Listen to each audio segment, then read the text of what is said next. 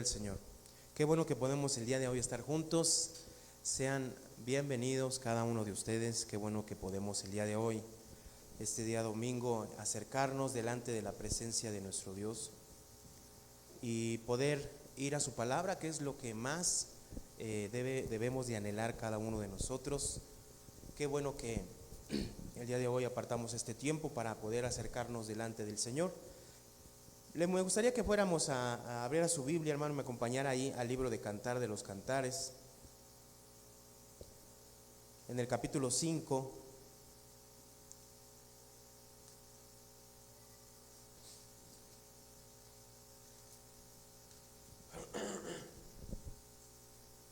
Capítulo 5, verso del 2 al 8.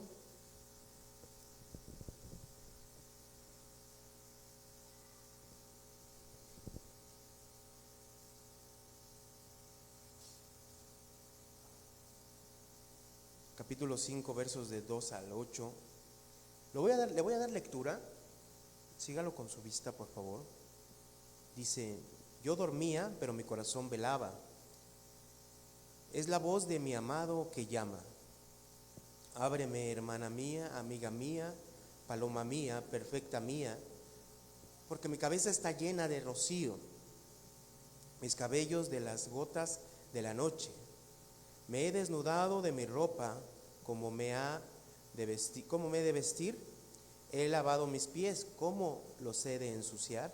Mi amado metió su mano por la ventanilla y mi corazón se conmovió dentro de mí. Yo me levantaré para abrir a mi amado, y mis manos gotearon mirra y mis dedos mirra que corría sobre la manecilla del cerrojo. Abrí yo a mi amado, pero mi amado se había ido. Había ya pasado, y tras su hablar salió mi alma. Lo busqué y no lo hallé.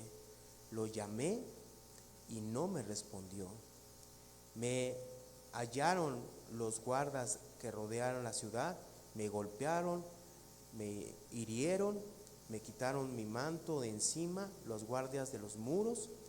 Y os conjuro, oh doncellas de Jerusalén, si halláis a mi amado, que le hagáis saber que estoy enferma de amor. Vamos a orar, hermanos. Bendito Dios y Padre Celestial, Señor, en esta hora,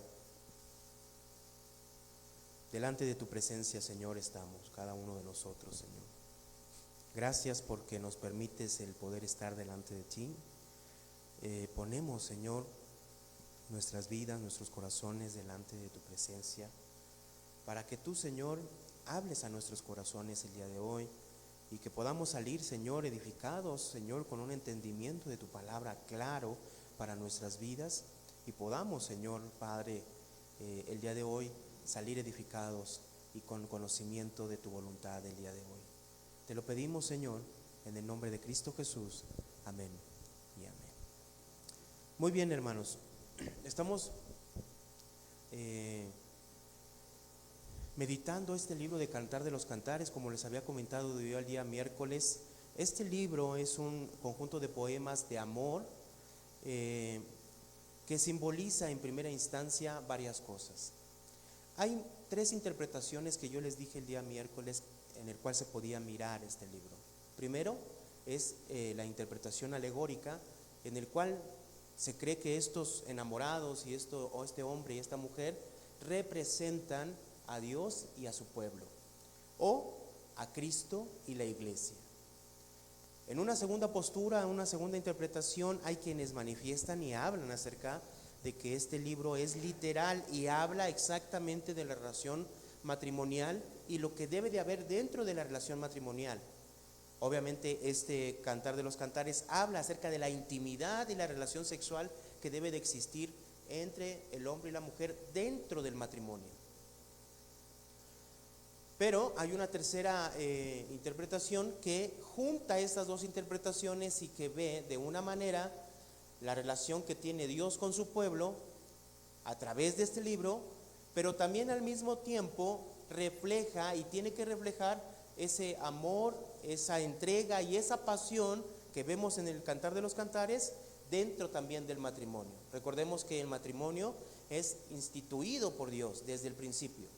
Esta es la idea de Dios. Por lo tanto, esta idea que podemos nosotros ver desde Génesis capítulo 1, vamos a Génesis, hermanos.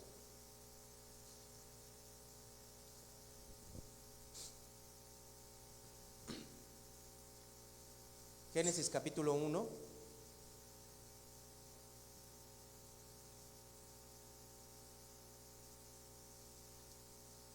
Verso 26 dice: entonces dijo Dios, hagamos al hombre a nuestra imagen, conforme a nuestra semejanza, y señoree en los peces del mar, en las aves de los cielos, en las bestias, en toda la tierra, y todo animal que se arrastra sobre la tierra. Dios está planeando hacer al hombre. Verso 27, y creó Dios al hombre a su imagen, a imagen de Dios lo creó, varón y hembra los creó. Entonces en el 27, Dios crea al hombre a su imagen, y dice el 28, y les bendijo Dios y les dijo: fructificaos y multiplicaos, llenad la tierra y sojuzgadla, y señoread en los peces del mar, en las aves de los cielos, y en todas las bestias que se mueven sobre la tierra. Entonces, lo que vemos aquí, esta bendición, esta primera bendición hacia el hombre, es fructificar y multiplicaos. Eso implica entonces indudablemente una relación íntima, una relación sexual entre el hombre y la mujer. Ahora, esta perspectiva se vuelve un poco más amplia en el capítulo 2, cuando nos deja ver lo siguiente. Vamos al capítulo 2, verso 21 dice: entonces Jehová Dios hizo caer sueño profundo sobre Adán, y mientras éste dormía, tomó una de sus costillas y cerró la carne en su lugar, y de la costilla que Jehová Dios tomó del hombre, hizo una mujer y la trajo al hombre.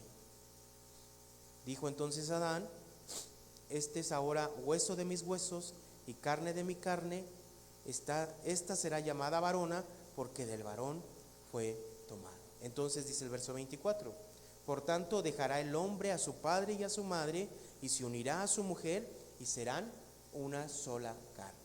Entonces, es clarísimo cuando nos muestra aquí de una forma más amplia cómo Dios quiere que esta relación se lleve a cabo.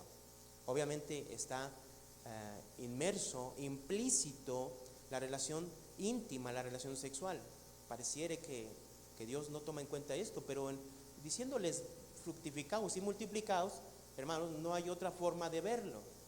Ahora, ¿dentro de dónde está esa enseñanza? Dentro del matrimonio, cuando el hombre y la mujer se separan de sus padres y viven juntos. Esto entonces nos lleva, hermanos, a lo que nosotros tenemos que ver en el libro de Cantar de los Cantares. Vamos a Cantar de los Cantares, regresemos.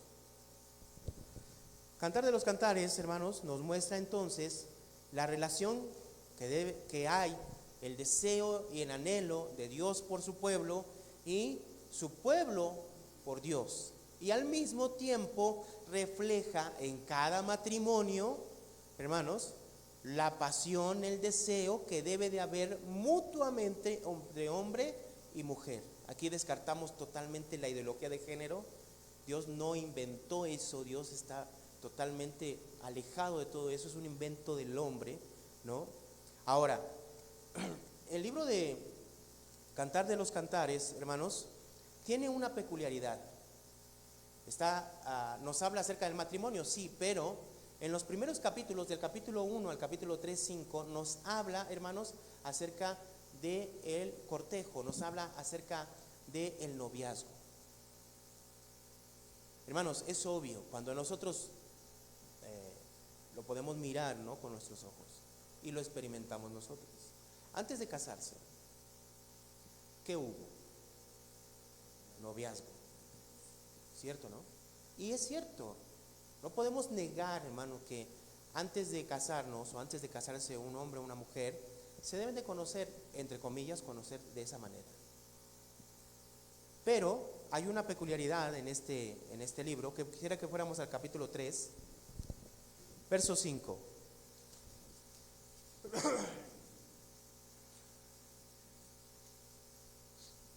Esta parte culmina con esto, dice el verso 5: yo os conjuro, oh doncellas de Jerusalén,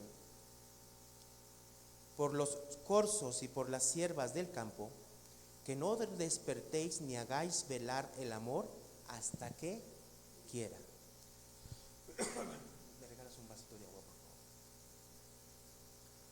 Se lo voy a leer en Nueva Traducción Viviente, una traducción que lo interpreta de una manera más simple y sencilla. Dice: prométanme, oh mujeres de Jerusalén, por las gacelas y los ciervos salvajes, que no despertarán el amor hasta que llegue el momento apropiado.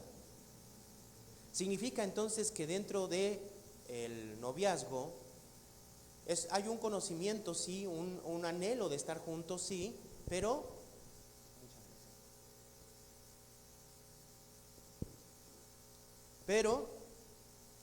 sin llegar a la relación sexual.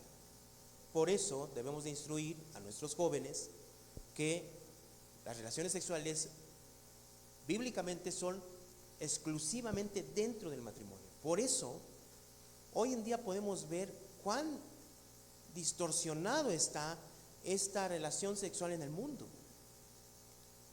Ahora las relaciones sexuales, y no de ahora, desde hace mucho tiempo, son, hermanos, fuera del matrimonio.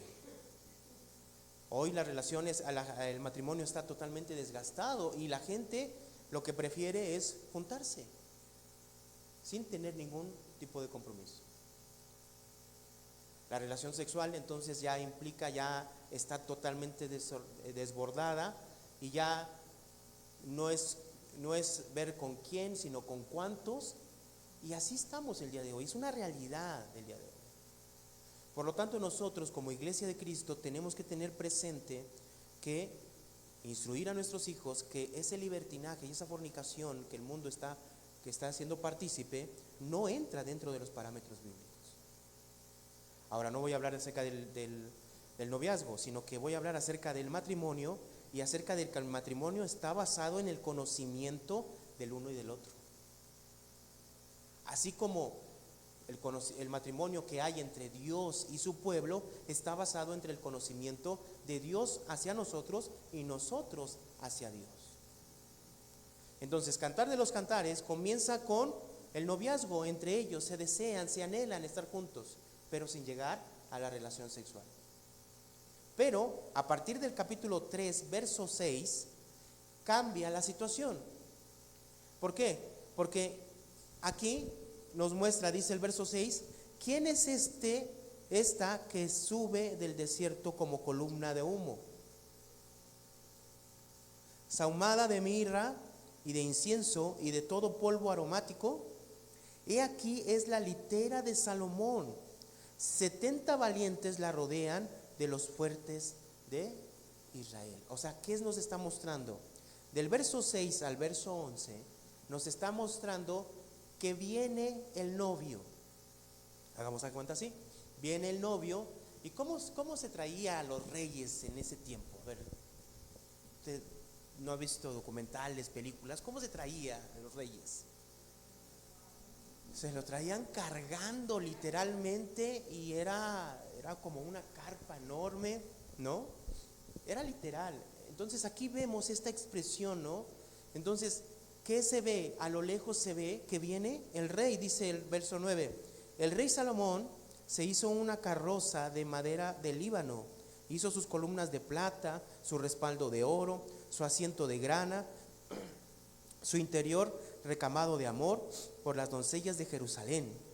Entonces dice el verso 11, ponga atención, dice: salid, oh doncellas de Sión, y ved al rey Salomón con la corona con que le coronó su madre en el día de su desposorio y el día del gozo de su corazón. Entonces, ¿a qué venía el rey? A casarse. Era el momento de la boda, ¿sí? Ya se iban a casar. Verso 4, capítulo 4. Entonces, aquí dice el 4, dice el verso 1: he aquí, tú eres hermosa, amiga mía, he aquí que tú eres hermosa. Tus ojos entre tus guedejas como de paloma, tus cabellos como manada de cabras que se recuestan en las laderas de Galaad. Hermanos, todos estos son como unos tipos, lo voy a decir a la mexicana, piropos mexicanos. Bueno, no piropos mexicanos porque los mexicanos son muy vulgares, pero son piropos románticos, hagámoslo así. El novio ahora está describiendo, miren cómo cambió. Viene a casarse y de repente en el capítulo 4 ya el novio empieza a describir a la novia, pero ¿de qué manera? Miren, vean el verso 2. Tus dientes son como manadas de ovejas trasquiladas que suben del lavadero, todas con crías gemelas y ninguna entre ellas estéril. Ahora habla de sus labios. Tus labios como hilo de granada y tu habla hermosa, tus mejillas como cachos de granada detrás de tu velo, tu cuello como de torre de David edificada para armería. 1000 escudos están colgados en ella, todos escudos de valientes. Y ahora tus dos pechos como gemelos de gacela que se apacientan entre lirios. Bueno, ¿qué significa esto? Y sigue él hablando y describiendo a su mujer. ¿Qué estamos viendo? La boda. ¿Y qué es la boda? La noche de bodas que hay? Intimidad. Y entonces el hombre, aquí lo que está haciendo este esposo, está describiendo a su esposa. Y la única manera de describir un hombre a una mujer de esta manera es teniendo intimidad. ¿Están de acuerdo? Así pasa hasta el capítulo 5, viene describiendo toda esta mujer. Y en el capítulo 5, verso 2 que leímos, la mujer dice que está dormida. Dice el verso 2, yo dormía. ¿Sí? Está en la noche de bodas, está en su noche de bodas. Y entonces el esposo elogia a la mujer, la describe perfectamente a su esposa. Y en el capítulo 5 nos muestra que la mujer dormía. Y nos muestra una pesadilla enorme. Esta pesadilla, hermanos, es que no encuentra a su esposo. Ella se tarda en abrirle, ¿no? Pero después ella, en el verso 8, ahorita vamos a regresar a esta parte, hermanos, le preguntan en el verso 9, ¿qué es tu amado más que otro amado? ¿O la hermosura de todas las mujeres? ¿Qué es tu amado más que otro amado que así nos conjuras? O sea, le preguntan, ¿por qué es tan especial tu amado? Le dicen a la mujer. Recordemos que está soñando. Él dice el verso 10, mi amado es blanco y rubio, señalado entre 10,000, su cabeza es oro finísimo, su cabello es crespo, negros como el cuervo, sus ojos como la paloma, sus ojos junto a los arroyos de las aguas que se lavan con leche y a la perfección colocados, sus mejillas como una era de especias aromáticas, como fragantes flores, sus labios como lirios que destilan mirra fragante, sus manos, después su cuerpo, después sus piernas, etcétera, etcétera, etcétera, etcétera. ¿Qué está haciendo aquí la mujer? De igual manera. ¿Qué está haciendo? Está describiendo a su esposo de la misma manera. Hermanos, en la relación sexual hombre y mujer, cuando lo vemos de esta perspectiva, no hay vergüenza, no debe de haber por qué vergüenza. Tenemos que entender esto. Si no lo aterrizamos, no tiene sentido. ¿Por qué? Porque se deben de conocer tanto físicamente como obviamente conocer emocionalmente, intelectualmente y todo lo demás. Ahora, este hombre y esta mujer se están describiendo de esta manera. ¿Por qué? Porque están juntos, porque tienen esa intimidad. Se pueden describir el uno al otro. No se puede describir a alguien que no puedes ver, ¿estamos de acuerdo? No se puede describir a alguien que no puedes y que no conoces, ¿están de acuerdo?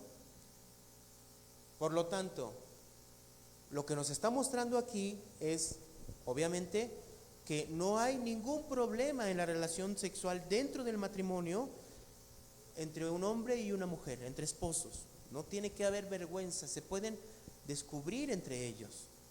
Ahora, en relación entre la iglesia y Dios y su pueblo y Dios, también, hermanos, esa relación está basada en el conocimiento.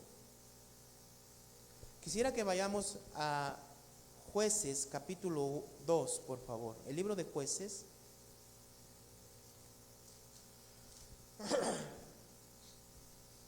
Jueces capítulo 2.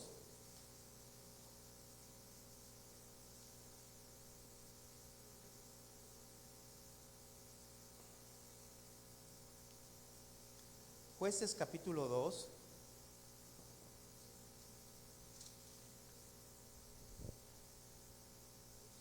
Verso 10, mire lo que dice el Jueces capítulo 2, verso 10. Dice, y a toda aquella generación también fue reunida a sus padres, y se levantó después de ellos otra generación que no, ¿qué? Conocía a Jehová ni la obra que él había hecho por Israel. Ahora miren, esta palabra conocía, que el pueblo no conocía, se levantó una nueva generación que no conocía a Jehová, es una palabra muy especial. ¿Por qué?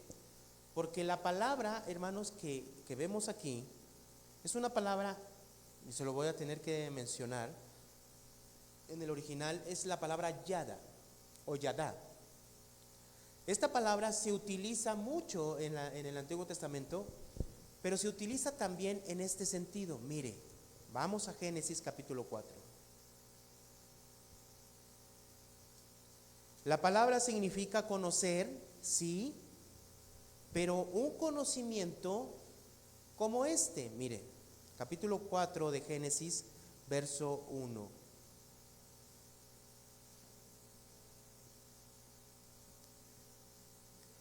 Mire cómo empieza el capítulo 4, verso 1.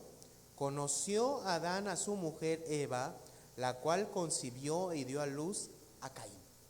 O sea, ¿qué significa esto? Aquí utiliza la palabra conoció. Esta palabra es la palabra yadá, igual que en Jueces. Pero en Jueces habla de conocer, ¿verdad? Y le dice, no conoció. Y aquí también dice que Adán conoció a su mujer. O sea, ¿qué significa? Tuvo una relación íntima, relación sexual, y eso hizo que concibiera y dio a luz ¿a quién? A Caín. Esta palabra yadá, hermanos, implica conocimiento a través de la experiencia, de ver, de observar, de palpar. Cuando la Biblia entonces dice que el pueblo de Israel se levantó una nueva generación que no conocía a Dios, significa que este pueblo de Israel no tenía ninguna relación con Jehová. No conocía a su Dios. Ahora, ¿cómo es esto? ¿Cómo se debe de conocer a Dios, hermanos? Cuando Dios, hermanos, se presenta al pueblo de Israel, lo primero que le da al pueblo de Israel es a través de sus leyes y mandamientos. Esos leyes y mandamientos que expresan la voluntad de Dios. O sea, en otras palabras, lo que a Dios le agrada y lo que no le agrada. Esa relación íntima que debe de haber entre Dios y su pueblo está basada en su ley, en sus mandamientos. Si nosotros vamos al Nuevo Testamento, vemos la misma expresión. Vamos al libro de Juan, capítulo 17. Juan 17, por favor.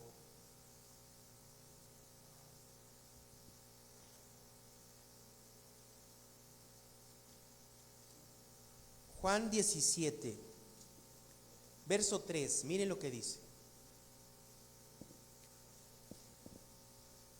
Dice, y esta es la vida eterna, que te conozcan a ti, el único Dios verdadero, y a Jesucristo, a quien has enviado. Hermanos, esta palabra conocer, que aquí obviamente el idioma cambia, en el Antiguo Testamento es hebreo y aquí estamos hablando en griego, pero la palabra significa lo mismo. Es la palabra ginosco. Ginosco. Y esta palabra ginosco se utiliza también, fíjense aquí lo que dice.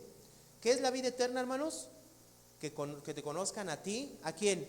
Al único Dios verdadero y a Jesucristo, a quien has enviado. ¿Cuál es la vida eterna? ¿Qué es lo que nos está diciendo la Biblia, hermano? Es tener una relación ¿con quién?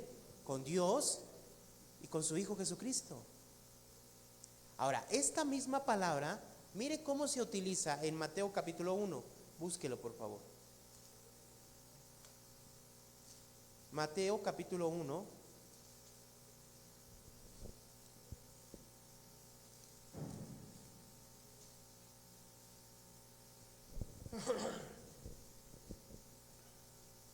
¿Se acuerdan que José quería abandonar a su mujer cuando sabe que está encinta, ¿verdad? Y se le aparece un ángel y le dice que no. Dice el verso 24. Y despertó José del sueño, hizo como el ángel del Señor le había mandado y recibió a su mujer. Ahora el verso 25.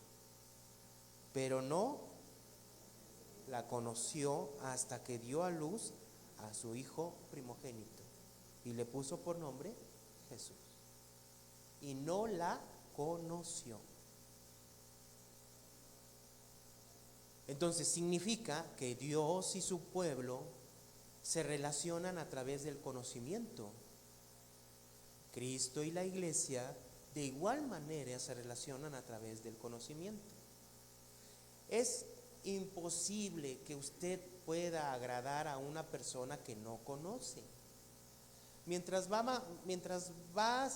vas conociendo a tu esposo y a tu esposa, usted sabe lo que le agrada y también lo que no le agrada.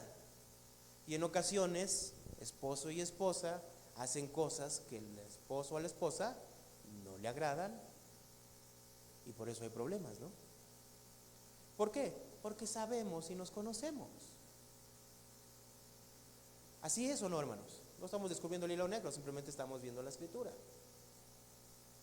Todo está basado en el conocimiento. Podemos describir a nuestra esposa de qué manera le agradan las cosas, de qué manera no. A veces los hombres somos mucho más despistados que las mujeres. Las mujeres saben perfectamente las cosas que le agradan al esposo y no. Y los esposos a veces somos muy despistados y no tomamos en cuenta esas cosas. Pero de vez en cuando sí. Ahora, ¿qué significa esto? Ese conocimiento, esa relación que está basada en el conocimiento, hermanos, en medio de ese descripción de Cantar de los Cantares, cuando se pueden describir mutuamente a la perfección, en medio de eso dijimos que hay un sueño, ¿verdad? ¿Y cuál era lo peor que podía pasar? A ver, vamos a regresar a Cantar de los Cantares. En el capítulo 5, fue el pasaje que leímos al principio.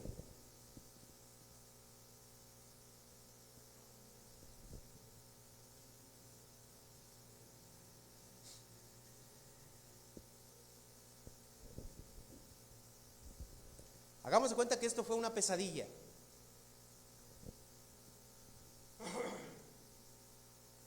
Dice el verso 2, yo dormía, pero mi corazón velaba, y la voz de mi amado que llamaba. Es la voz de mi amado que llamaba. Entonces estamos de acuerdo que está soñando. ¿Estamos de acuerdo? Y entonces llega el amado y le dice, ábreme, hermana mía, amiga mía, paloma mía, perfecta mía, porque mi cabeza está llena de rocío, mis cabellos de las gotas de la noche.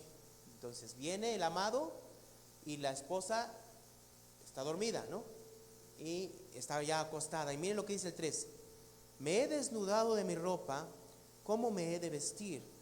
He lavado mis pies, ¿cómo los he de ensuciar? O sea, ¿qué es lo que está tratando de entender aquí? Ya estaba acostada y ¿qué le dice? Ya no te voy a abrir. Con otras palabras, ¿no? Muy poéticamente hablando, pero le dijo, no me molestes, yo ya no te voy a abrir, no, ni siquiera, ya me desvestí, ya estoy ya acostada.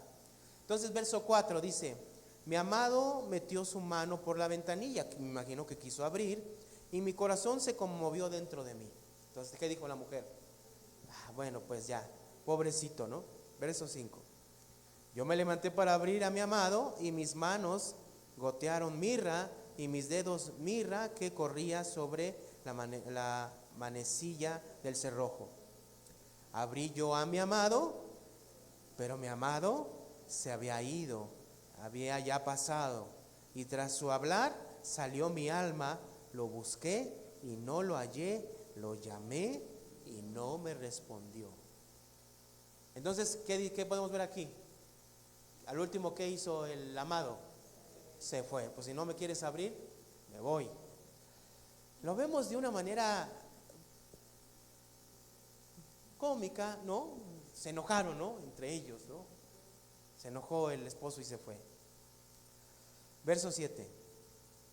Me hallaron los guardias que rondaban la ciudad, me golpearon, me hirieron, me quitaron mi manto de encima, los guardas de los muros. O sea, ¿qué le pasó cuando salió?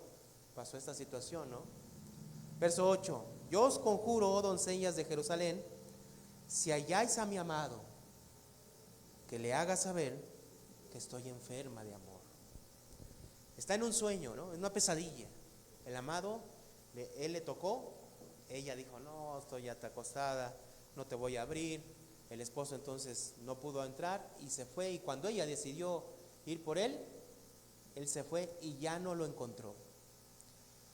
Pero yo quiero a usted decirle que hay una escena así en la Biblia, hablando de una relación entre Dios y su pueblo, donde el resultado es algo terrible.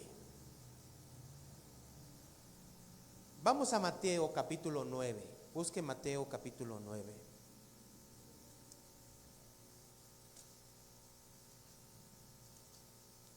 Mateo capítulo 9.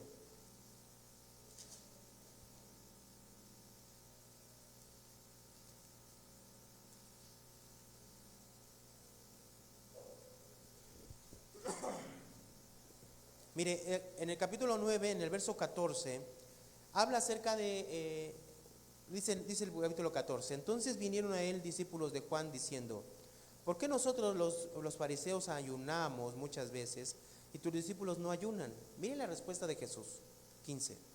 Jesús le dijo, ¿acaso pueden los que están de bodas tener luto entre tanto que el esposo está con ellos? Pero vendrán días cuando el esposo les será quitado y entonces, ¿qué? Ayunarán. Entonces, ¿qué significa esto?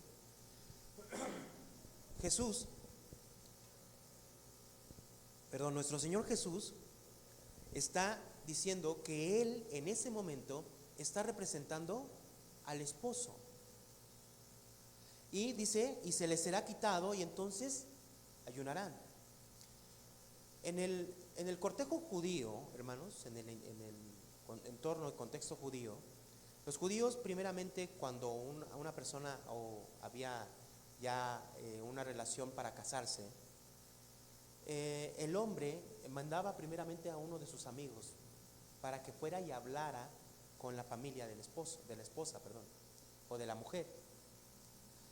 Ya después que por medio de ese amigo le hacía entender al padre y a la madre que había un interés por parte de su amigo por su esposa, el amigo entonces podía ir y entonces obviamente dar dinero como dote, ¿no? Como un compromiso para que ellos pudieran aceptar esa relación que iba a haber entre ellos. Hacían una gran fiesta como compromiso, se puede decir así, y después el esposo, hermano, se iba durante un año a preparar el hogar de la mujer para que vivieran juntos. Por lo tanto, nosotros podemos ver aquí que la venida de nuestro Señor Jesucristo en primera instancia es esta. Cuando viene Él como esposo, ¿a qué? A comprometerse. A comprometerse. Y después dice que tuvo que partir, ¿no? Y Él va a preparar lugar, ¿no? Hacia allá vamos nosotros, como la esposa de Cristo, como la iglesia. Pero, fíjense lo que menciona el capítulo 25 de Mateo.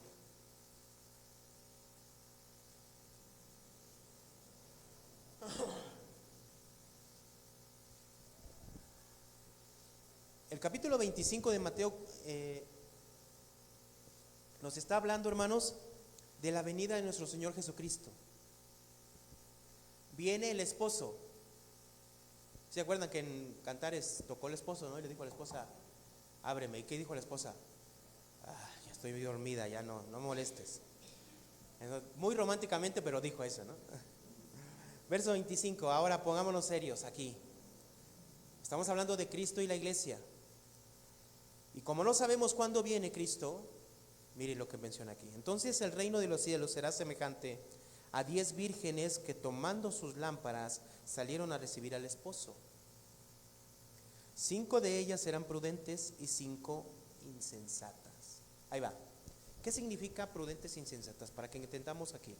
En el mismo libro de Mateo, capítulo 7, vamos a contextualizar qué significa ser prudente e insensato. O prudente e insensata. Verso 24. Cualquiera pues que me oyere estas palabras y las hace, le compararé a un hombre prudente que edificó su casa sobre la roca. Entonces, un hombre prudente, ¿qué es? Una persona que oye la palabra de Dios y la hace, la pone en práctica. Verso 26, pero cualquiera que me oye estas palabras y no las hace, le compararé a un hombre insensato. Regresemos por favor a Mateo 25.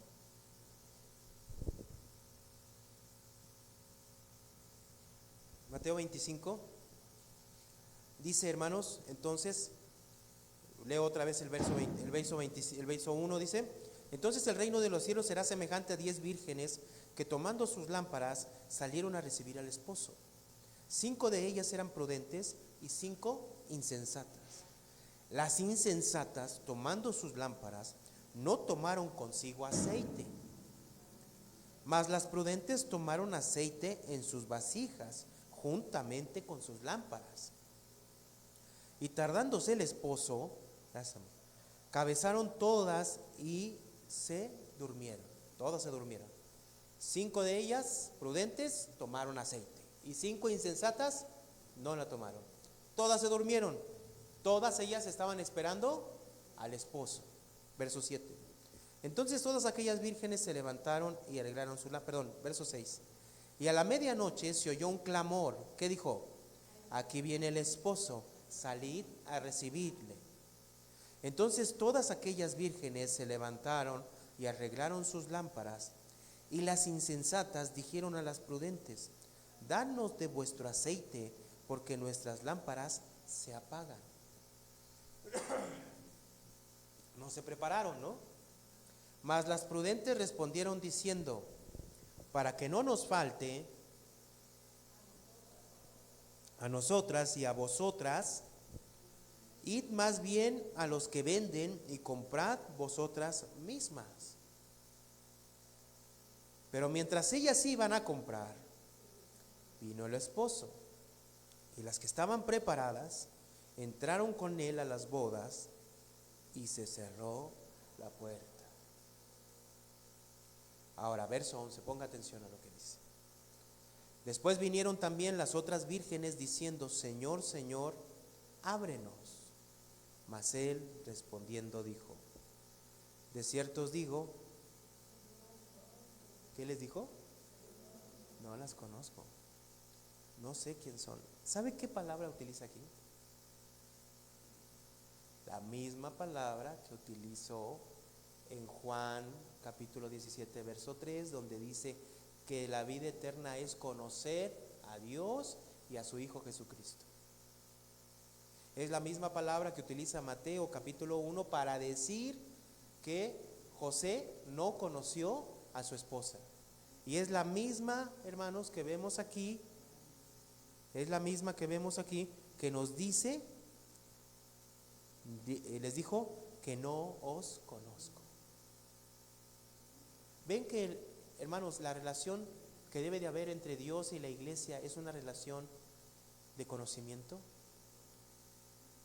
una relación íntima.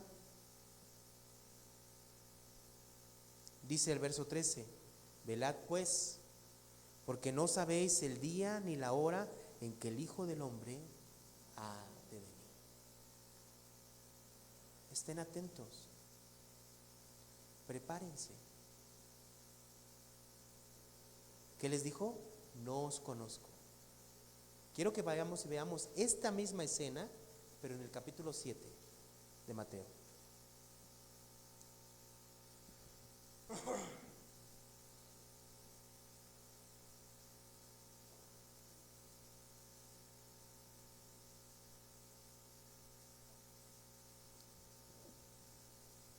Dice el verso 21, no todo el que me dice Señor, Señor, entrará en el reino de los cielos, sino ¿quién? El que hace la voluntad de mi Padre que está en los cielos. Dice el verso 22, muchos me dirán en aquel día, Señor, Señor, ¿no profetizamos en tu nombre y en tu nombre echamos fuera demonios y en tu nombre hicimos muchos milagros? Mire, interesante, ¿no? ¿Y qué les va a decir verso 23? ¿Leemos juntos? Y entonces les declararé, nunca os conocí, apartaos de mí, hacedores de maldad.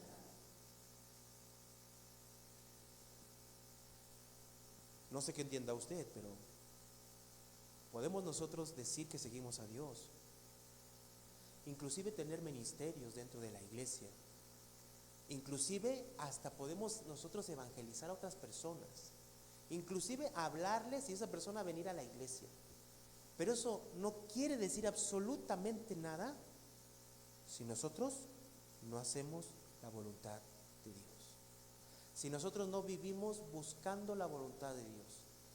Ahora, ¿por qué?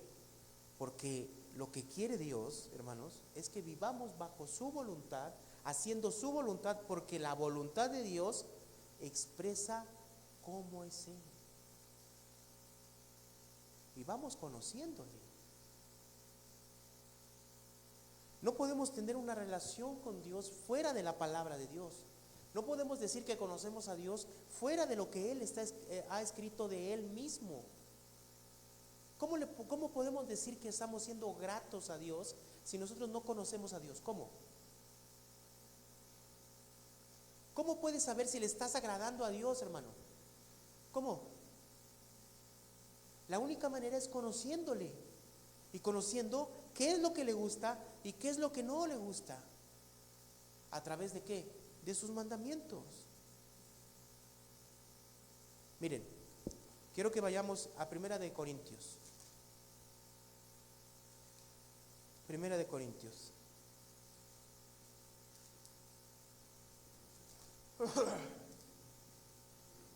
Capítulo 8.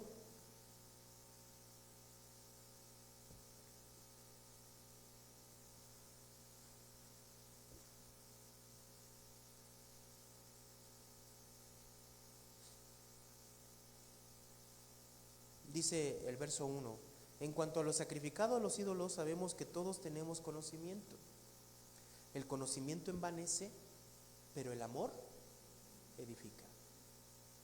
Verso 2, y si alguno se imagina que sabe algo, aún no sabe nada de cómo saberlo. Muchos tienen conocimiento, todos tenemos conocimiento, pero si ese conocimiento no afecta a nuestras vidas y en lugar de afectar nuestras vidas, envanece nuestras vidas y despreciamos a los demás porque no piensan como yo y no son como yo, en vez de que eso produzca amor en mí y en vez de producir amor produce desprecio hacia los demás, no es un conocimiento que edifica. Y dice el verso 2, si alguno se imagina que sabe algo, aún no sabe nada como debe de saberlo. Verso 3, pero si alguno ama a Dios, ¿qué, hermano? Es conocido por Él. Y si yo amo a Dios, también voy a amar al prójimo. ¿Cuáles fueron los dos mandamientos de Jesús que encerró toda la ley y los profetas? Amar a Dios y amar al prójimo. La relación entre Dios y su pueblo, hermanos, está diseñada, entre Cristo y la iglesia está diseñada, ¿para qué? Para que haya un conocimiento mutuo. Dios nos conoce a nosotros, pero le voy a decir lo siguiente, Pero Él conoce, este conocer que vemos aquí, es al que tiene una relación con Él. No sé si me explico. No estamos hablando de un conocer, porque Dios tiene un atributo que nosotros no tenemos y que solo Él tiene. Él es omnisciente, Él todo lo sabe. Pero este no nos está diciendo que Él sabe de nosotros. O sea, claro que Él sabe de nosotros. Él nos conoce. Él ha tenido y tiene y mantiene una relación con nosotros. ¿A través de qué? A través de su palabra. Nosotros vamos a su palabra, nosotros vamos a esta palabra y Él nos habla y nosotros le respondemos en relación a su palabra. Tenemos esa relación, esa comunión entre Cristo y nosotros a través de la palabra. Así como una mujer y un hombre se conocen a través de hablar, de practicar, de conversar. ¿O no es cierto, hermanos? Nosotros nos acercamos a Dios a través de eso y lo podemos conocer. ¿Dios sabe de nosotros, sabe de todo el mundo? Sí, pero solamente a los suyos conoce. Y ese conocer es a través de esto, hermanos. Es a través de esto, este conocer, tener una relación y una intimidad. Por tanto, mire, nosotros aquí podemos nosotros decir como matrimonio, y podemos enojarnos y podemos hacer muchas cosas, hermanos. Ese matrimonio debe de ser un reflejo de lo que es Dios con su iglesia. Debe de haber una relación íntima, una relación sexual, consensuada entre el hombre y la mujer. Conocerse, eso no está mal, eso lo expresa la Biblia. No debe de haber vergüenza. ¿Por qué? Porque la Biblia lo expresa, es algo natural y que Dios permitió dentro del matrimonio.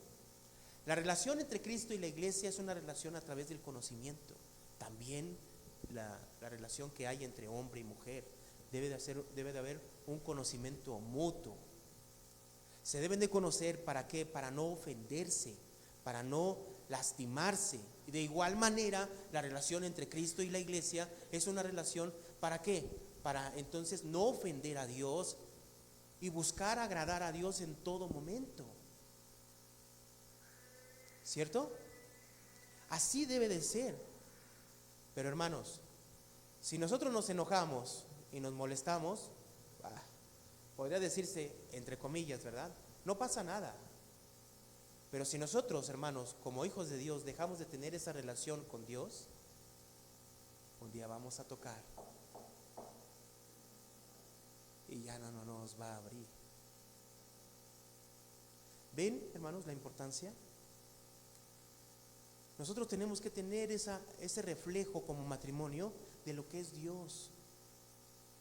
Y mientras nosotros perdonemos a nuestro esposo y la esposa perdone al esposo, y entonces estemos así, perdonándonos, amándonos, buscándonos, comprendiéndonos, enseñándonos, reflejamos lo que Dios hace con nosotros. Pero también nos enseña que debe de haber una comunión con Dios. Y eso no se adquiere en otro lugar haciendo cosas, se adquiere a través de la Escritura. Si usted no conoce a Dios a través de la Escritura, déjeme decirle que entonces está perdido. No hay otra forma de decirlo. Porque Dios lo que quiere con su pueblo es una relación a través de la palabra de Dios. ¿Me conoces? Nosotros podemos decir que sí conocemos a Dios, pero la pregunta aquí importante es, ¿Dios te conoce?